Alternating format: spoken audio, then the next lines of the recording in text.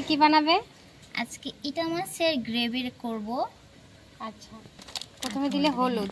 আমি বলি, প্রথমে একটু হালকা হলুদ দিয়ে দিলাম, এরপর একটু লবণ দিব। আচ্ছা, সামান্য পরিমাণে একটু লবণ দিয়ে দিলাম। এটা ভালো করে মাখিয়ে নিব। ঠিক আছে। একটু হালকা একটু ঝালের গুঁড়ো দিয়ে দিলাম, তাহলে কালারটা ভালো আসবে। আমি এটা ভালো করে মাখিয়ে নিচ্ছি। আমি এখন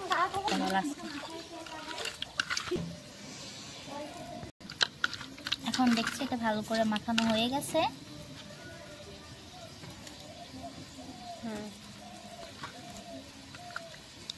এখন এটা কিছুক্ষণের জন্য এইভাবে রেখে দিচ্ছি।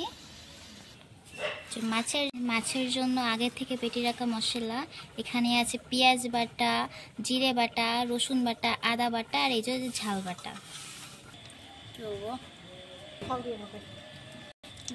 তেল দিয়েছো না? এখন কি করবে এখানে? এগুলো মশলা দিব, মশলাগুলো দিয়ে ভালো করে কষাবো। দিব প্রথমে পেঁয়াজ বাটা দিয়ে দিলাম, তারপর রসুন বাটা, আদা বাটা দিয়ে দিলাম, ঝাল বাটা, জিরে বাটা,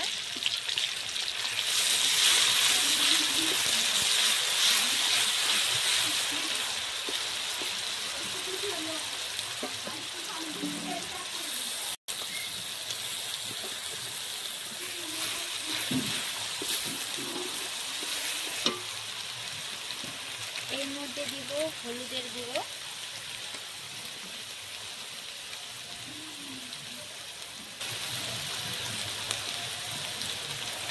তারপরে দিব পরিমাণ মতো নুন, তারপরে দিব জিরের গুঁড়া, তারটা সুন্দর করার জন্য একটু মরিচের গুঁড়া। ভালো করে কষিয়ে নেব।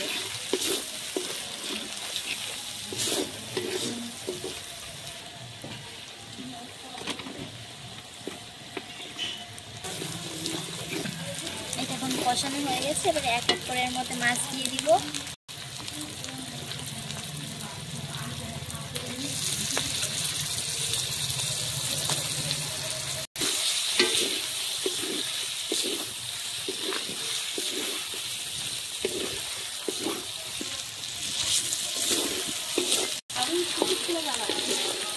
দিয়ে দিলাম।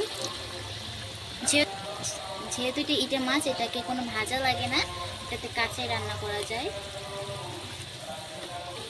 এটা ভাজলে টেস্ট একটু অনেকটা কম হয়ে যায়, তার জন্য এটা কাঁচাই দেই। কাঁচাই দিলে এটা টেস্ট আরও সুন্দর হয়।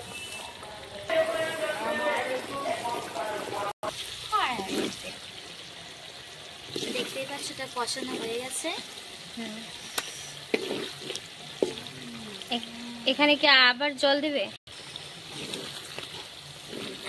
হ্যাঁ, এখানে ফের একটু জল দিব। এগুলো কি? এটা হলো সর্ষে পোস্ত মাছের জন্য। এটা খুব সর্ষে পোস্ত দিলে মাছটার টেস্টটা দ্বিগুণ বেড়ে যায়। তা এটা এখন আমরা দিয়ে দিব।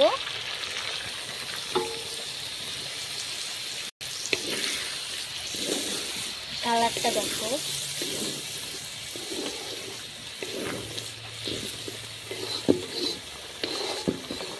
কালারটা দারুণ হয়েছে, খেতেও আরো দারুণ হবে।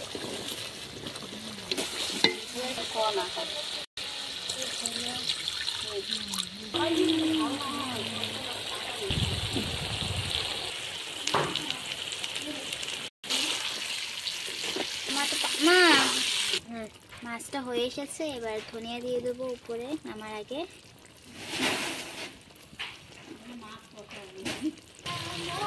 একটু হালকা গরম মশলা দিচ্ছি, কারণ এটা ইটে মাছ, এটা হালকা গন্ধে, তার জন্য গন্ধটা মারার জন্য একটু গরম মশলাটা দেওয়াটা জরুরি।